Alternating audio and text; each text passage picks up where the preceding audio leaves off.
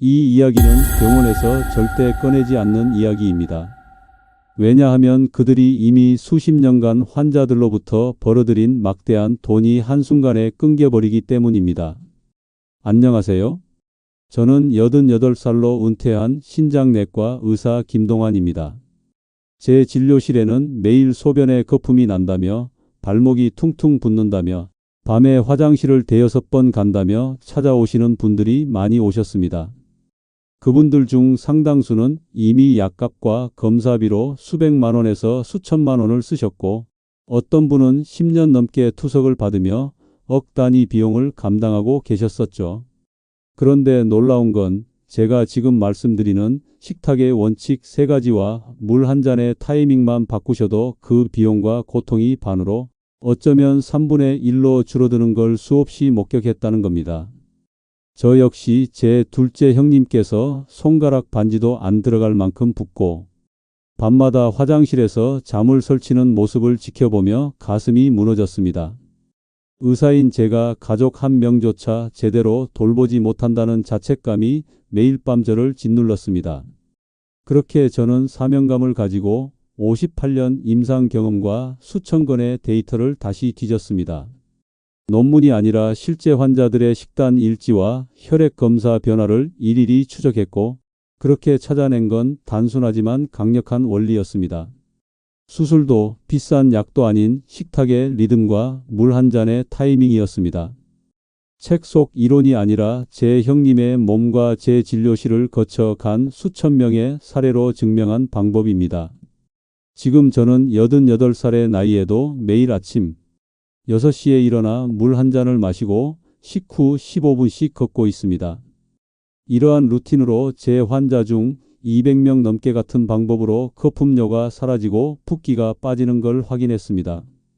거창한 결심이 아닌 물 한 잔의 결과를 만들었습니다.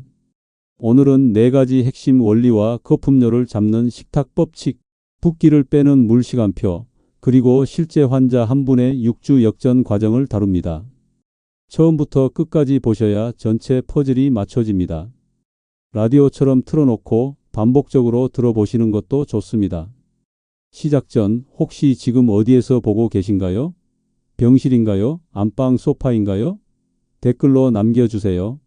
그리고 소변에 거품이 난지 며칠째인지 발목이 붓는 시간대는 언제인지도 함께 적어주시면 제가 직접 댓글로 조언을 드리겠습니다. 이 영상의 좋아요와 구독을 눌러주신 분들께는 더 자세한 식단 예시를 댓글로 공유해 드립니다. 오늘 내용을 끝까지 들으시면 내일 아침부터 당장 바꿀 수 있는 물 한 잔의 기술을 손에 쥐실 수 있습니다. 그 작은 변화가 여러분의 콩팥을 살리고 투석대 위에 눕는 날을 영영 미룰 수 있습니다. 그럼 본론 시작하겠습니다.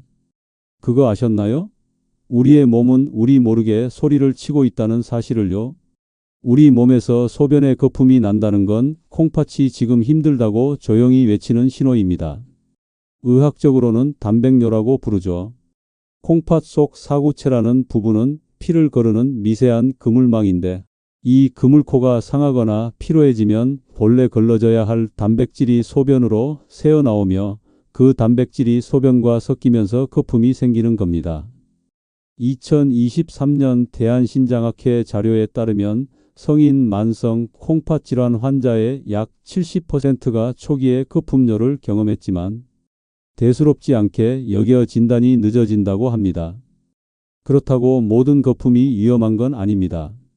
하루 중 한두 번 아침 첫 소변에만 잠깐 거품이 생기는 건 소변이 세게 나왔거나 몸에 물이 부족해서일 수 있습니다. 여기서 핵심은 지속성입니다.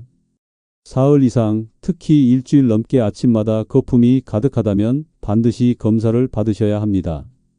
병원에서 하는 UACR 검사는 소변 한 컵으로 미세한 단백뇨까지 잡아냅니다. 소변 속 알부민과 크레아티닌 비율을 재는 건데 정상은 30mg/g 미만입니다. 30에서 300 사이면 미세 알부민뇨, 300 넘으면 현성 단백뇨로 분류됩니다. EGFR이라는 사구체 역과율 검사도 함께 하는데 이 수치가 60 미만으로 떨어지면 콩팥 기능이 정상의 절반 이하라는 뜻입니다. 하지만 EGFR이 아직 90 이상으로 정상이어도 단백뇨가 나온다면 그건 초기 위험 신호입니다. 지금 잡지 않으면 5년, 10년 후 투석대 위에 누울 수 있습니다. 그렇다면 지금 당장 무엇을 할 수 있을까요? 먼저 3일 동안 아침 첫 소변의 색과 거품, 냄새를 메모해 보세요. 거품이 많은가, 조금인가, 색은 맑은가, 탁한가, 냄새는 평소와 다른가를 기록하세요. 3일 연속 거품이 많고 10초 이상 남아있으면 병원의 진료를 받아보시는 게 좋습니다. 그 다음은 물입니다. 물은 꼭 갈증이 오기 전에 마셔야 합니다. 하지만 한 번에 들이키진 않는 게 좋습니다. 보통 컵으로 한 잔씩 나눠서 마시되 붓기가 심하거나 숨이 차는 느낌이 있다면 물을 줄이고 먼저 병원에 가셔야 합니다. 콩팥이 약해진 상태에서 물을 과하게 마시면 오히려 심장과 폐에 부담이 갑니다. 여기서 많은 분이 착각하십니다. 거품이 나니까 고기를 많이 먹어서 그렇다고 단정 짓고 고기를 끊습니다. 하지만 거품의 원인은 단백질을 많이 먹어서가 아니라 콩팥의 그물망이 망가져서입니다. 고기를 아예 안 먹어도 콩팥이 상하면 거품은 납니다. 오히려 단백질을 지나치게 제한하면 근육이 빠지고 면역력이 떨어져 더 위험해질 수 있습니다. 핵심은 양이 아니라 콩팥 상태를 먼저 확인하는 겁니다. 거품료는 콩팥이 보내는 첫 번째 신호입니다. 이 신호를 무시하면 다음 신호는 붓기, 그 다음은 피로와 숨참, 마지막은 투석입니다. 하지만 지금 이 신호를 잡으면 다음 단계로 넘어가지 않을 수 있겠죠. 그렇다면 거품료가 왜 생기는지 근본 원인은 무엇일까요? 그건 바로 심장과 혈관, 그리고 콩팥이 하나로 연결되어 있기 때문입니다. 심장은 피를 온몸에 밀어내는 펌프 역할입니다. 혈관은 그 피가 지나가는 통로이고 콩팥은 그 피를 걸러 노폐물을 버리는 정수기 필터이죠. 펌프의 압력, 즉 혈압이 지나치게 높으면 필터에 부담을 주어 망가질 수 있습니다. 필터가 막히면 노폐물이 몸에 쌓이고 그러면 펌프는 더 세게 돌아가야 하죠. 이렇게 악순환이 시작되는 겁니다. 2022년 미국 신장재단 데이터를 보면 고혈압 환자 중 약 40%가 10년 내 만성 콩팥 질환으로 진단받았습니다. 당뇨가 있으면 그 비율은 50%를 넘었죠. 혈당이 높으면 혈관 벽에 당분이 달라붙어 혈관이 딱딱해지고 좁아집니다. 그러면 혈압이 오르고 콩팥의 미세혈관도 함께 망가지게 되죠. 결국 고혈압과 당뇨는 콩팥의 가장 큰 적입니다. 콩팥이 약해지면 몸에 나트륨과 물이 쌓이게 됩니다. 그게 붓기입니다. 손가락이 퉁퉁 붓고 발목을 누르면 자국이 남고 아침에 얼굴이 부어오르죠. 또 칼륨이 너무 높아지면 심장 박동이 불규칙해지고 인이 쌓이면 뼈가 약해집니다. 콩팥은 적혈구를 만드는 호르몬을 분비하는데 콩팥이 망가지면 그 호르몬이 줄어 빈혈이 옵니다. 그래서 늘 피곤하고 계단만 올라가도 숨이 차게 되는 겁니다. 여기서 잠깐 혹시 여러분은 혈압을 재본 지 얼마나 되셨나요? 일주일에 한 번? 한 달에 한 번? 아니면 병원 갈 때만? 콩팥을 지키려면 혈압과 혈당을 매일 체크하는 습관이 필수입니다. 지금부터 가정 혈압 측정 루틴을 만들어 보세요. 아침에 눈 뜨고 화장실 다녀온 직후, 그리고 저녁 잠자리 들기 전 2번입니다. 일주일 동안 매일 종이에 적어보세요. 그 기록을 병원에 가져가면 의사 선생님이 정확한 판단을 내리는데 도움이 많이 됩니다. 목표 혈압은 주치의 선생님과 상의하시되 일반적으로 130대 80 미만이 안전합니다. 추가로 식후 10분에서 15분 걷기도 중요합니다. 밥을 먹고 바로 소파에 누우면 혈당이 급격히 오르고 혈압도 요동치게 되죠. 하지만 천천히 걷기만 해도 혈당이 서서히 오르고 혈관 부담이 분산됩니다. 집안을 천천히 걷거나 아파트 복도를 왔다 갔다 하는 것만으로도 충분합니다. 무릎이 안 좋으신 분은 제자리에서 발을 천천히 들었다 놨다 하는 것도 좋습니다. 약과 보충제 리스트도 한 장으로 정리하세요. 지금 드시는 혈압약, 당뇨약, 콜레스테롤약, 그리고 비타민이나 건강보조식품까지 모두 적고 주치의 선생님께 보여드려 중복되거나 불필요한 게 있는지 확인해 보세요. 어떤 환자분은 혈압약을 2종류 먹는데 건강보조식품에도 혈압을 낮추는 성분이 들어있어서 혈압이 너무 떨어져 어지러움을 겪기도 합니다. 여기서 큰 오해가 하나 있습니다. 물을 많이 마시면 몸속 독소가 빠져나가고 콩팥이 깨끗해진다는 믿음입니다. 하지만 콩팥이 이미 약해진 상태에서 물을 지나치게 많이 마시면 오히려 심장에 과부하가 걸리게 됩니다. 붓기가 있거나 신부전 경향이 있는 분은 특히 물을 조절해야 합니다. 해독이라는 말에 속아 하루 3리터씩 마시다가 응급실에 실려오신 분도 봤습니다. 결국 심장과 혈관과 콩팥은 서로 의지하며 살아갑니다. 하나가 무너지면 나머지도 크게 흔들리게 되죠. 하지만 반대로 하나를 잘 관리하면 나머지도 함께 좋아집니다. 그렇다면 이 세 기관을 동시에 관리할 수 있는 가장 강력한 방법은 무엇일까요? 바로 매일 3번 마주하는 식탁입니다. 식탁 위에 놓인 음식이 콩팥을 살리기도 하고 죽이기도 합니다. 복잡한 영양학 이론은 필요 없습니다. 단백질, 칼륨, 나트륨 이 세 가지만 기억하세요. 첫 번째, 단백질입니다. 콩팥이 약해지면 단백질을 적당히 제한해야 합니다. 하지만 아예 끊는 건 또 위험합니다. 일반적으로 체중 1kg당 0.8g이 적당합니다. 예를 들어 60kg이면 하루 48g입니다. 두부 반모, 달걀 1개, 생선 1토막 이렇게 합치면 하루 40g 정도가 됩니다. 고기는 닭 가슴살이나 흰살 생선이 좋고 붉은 고기는 일주일에 한두 번으로 줄여보세요. 두 번째, 칼륨은 채소와 과일, 감자, 고구마에 많습니다. 건강한 콩팥은 칼륨을 잘 배출하지만 약해진 콩팥은 칼륨이 쌌습니다. 혈중 칼륨이 너무 높아지면 심장 박동이 불규칙해지고 심하면 심장이 멈출 수도 있게 됩니다. 칼륨을 줄이는 방법은 간단합니다. 채소와 감자류를 얇게 썰어 물에 5분에서 10분 담가 두세요. 그러면 칼륨이 물에 녹게 되죠. 물을 버리고 데쳐서 드시면 칼륨이 30%에서 50%까지 줄일 수 있습니다. 과일은 사과나 배처럼 비교적 칼륨이 낮은 걸 선택하고 바나나나 오렌지는 피하세요. 껍질을 벗기고 얇게 썰어 잠깐 물에 담갔다가 드시면 더 안전합니다. 마지막, 나트륨입니다. 나트륨이 많으면 혈압이 오르고 붓기가 심해지고 콩팥 부담이 커지게 됩니다. 한국인은 하루 평균 3,500mg 이상 나트륨을 먹는데 세계보건기구 권장량은 2,000mg입니다. 그러니 절반 이하로 줄여야 합니다. 그러기 위해선 국물은 건더기만 먹고 국물은 남기세요. 반찬의 간은 평소의 절반으로 줄이되 풍미는 향으로 살리세요. 들기름 한 방울, 통깨 한 꼬집, 다진 마늘 약간, 허브 조금이면 충분할 겁니다. 김치도 국물을 꼭 짜서 드시고 라면은 스프를 절반만 넣어보세요. 그런데 이 원칙들을 실제로 어떻게 적용할까요? 지금 여러분의 식탁을 한번 떠올려 보세요. 오늘 점심 접시를 내려다봤을 때 고기가 절반을 차지하고 밥이 수북하게 놓여 있지 않았나요? 지금부터 접시를 다시 배치해 봅시다. 접시의 절반은 채소로 채우고 칼륨 관리가 필요한 분은 데친 나물이나 무침으로 드세요. 백미와 잡곡을 1:1로 섞어 드세요. 현미나 귀리, 보리가 좋습니다. 단백질은 생선이나 두부, 달걀, 콩으로 채우세요.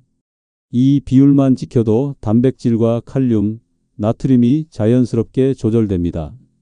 과일은 식후가 아니라 간식으로 소량만 드시는 걸 추천드립니다. 사과 반 개나 배 4분의 1개 정도면 충분합니다. 여기서 많은 분이 착각하는 게 있습니다.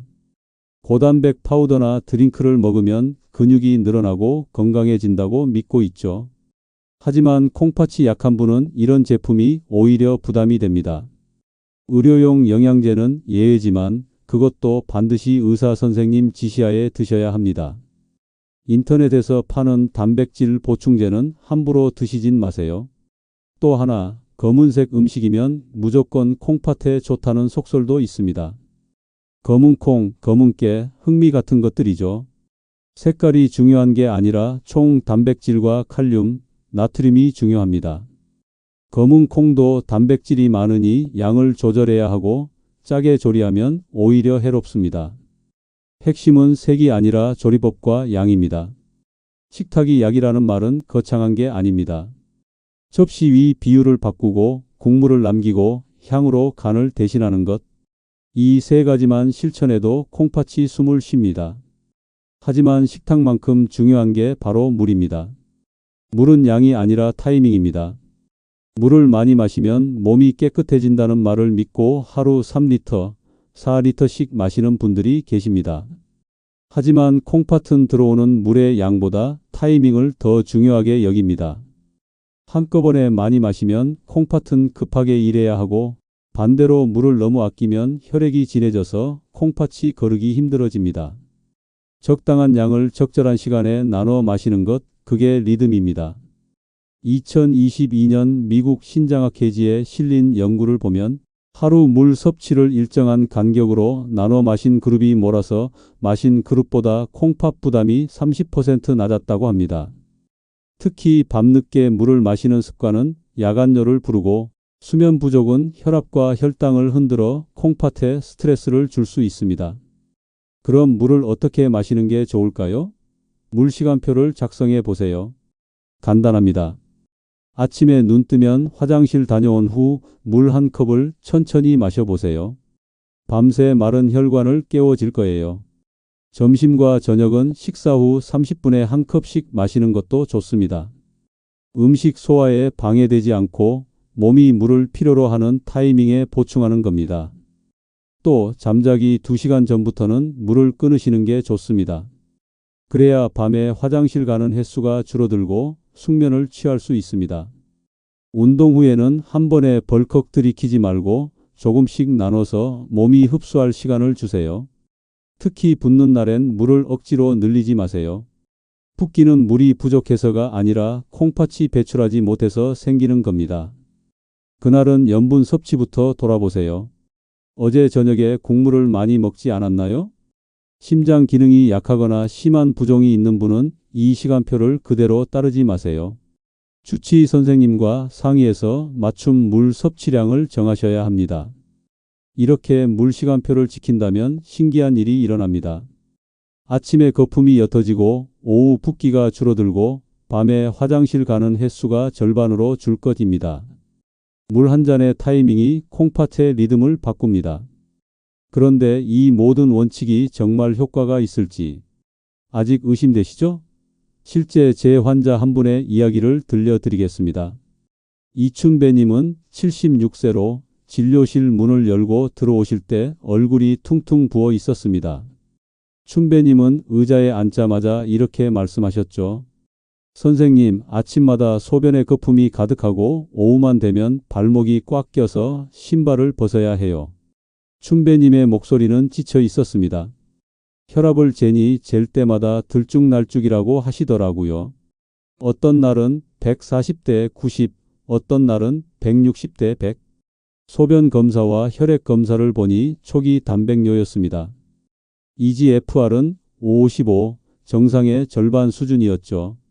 경계선 고혈압에 콩팥 기능 저하, 전형적인 초기 만성 콩팥 질환이었습니다. 춘배님은 조심스럽게 물으시더라고요. 선생님, 제가 물을 더 많이 마시면 깨끗해지지 않을까요? 저는 고개를 저었습니다. 춘배님, 콩팥은 양보다 리듬을 좋아합니다. 많이 빨리 마시는 게 아니라 알맞게 나눠서 마시는 게 정답입니다. 춘배님은 하루 3리터 넘게 물을 마셨는데 밤에도 목이 마르다며 잠들기 직전까지 물을 드셨다고 했습니다. 그게 야간뇨의 원인이었죠. 저는 춘배님께 치료 계획을 설명드렸죠. 단백질을 하루 체중 1kg당 0.8g으로 맞추세요. 춘배님은 65kg이니 하루 52g입니다. 생선 한 토막, 두부 반모, 달걀 한 개면 충분합니다. 고기는 닭 가슴살이나 흰살 생선으로 바꾸시고 붉은 고기는 일주일에 한 번으로 줄여보세요. 붓기를 줄이려면 숨은 염분부터 손봐야 합니다. 국물은 건더기만 드시고 반찬과는 절반으로. 춘배님은 매일 아침 된장찌개 국물을 한 그릇씩 드셨는데 그걸 끊기만 해도 나트륨이 절반으로 줄어들 겁니다. 마지막으로 물 시간표도 새로 짰습니다.